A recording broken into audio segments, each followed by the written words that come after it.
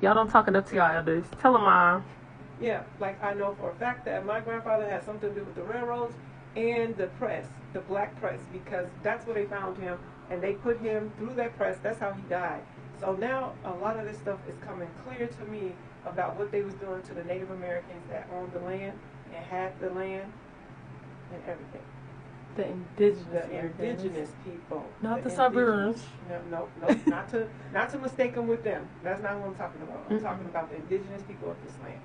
And that's when in the registry we found out that my grandfather owned the land, and they changed the language because he was a landowner, he was a farmer or whatever, which was really meaning landowner. And then they changed it to he was a worker of the land. And then it changed up. When you look at the census, it changes up and the wording changes. So now he was working that land, which was his land from the beginning. Ooh, that part. He was working the land. That part. Because they made laws to say that black men can no longer own land. They decided to reclassify. They were like, we're just going to actually say everybody of dark skin is a slave. And guess what? He wasn't named as what? African American. Not once. Not one time. Not ever. Not one time. Let me ask you, Ma, was anybody in your lineage named as African American before you? No. When did you find out we were African American or slaves?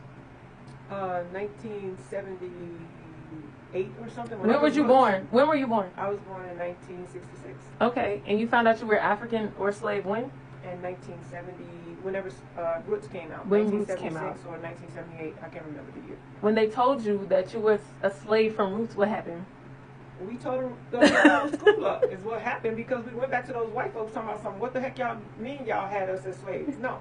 They had to shut our school down because the black kids went back to school that next day, and we tore the school up. What happened when y'all took it to y'all parents? Like, oh, we were slaves? We from Africa?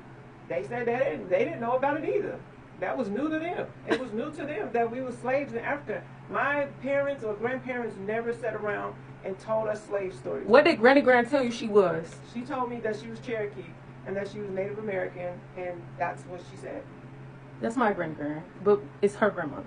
That's what she said. That's what she said. Growing up, that's all I ever heard. Never heard about being African. She never told us about fufu. She never told us about. As a matter of fact, my grandmother's house had the redwood porch and the things that, and we also had what people like to say, but we also had an altar in a sense of that it was a picture, and it usually be over the fireplace where a Bible was open, all the names of the elders and all the people before, and that's what was inside of our house. It was no fufu. We didn't talk about Africa. We didn't talk about no great dishes that came from Africa. Swahili was it spoken home?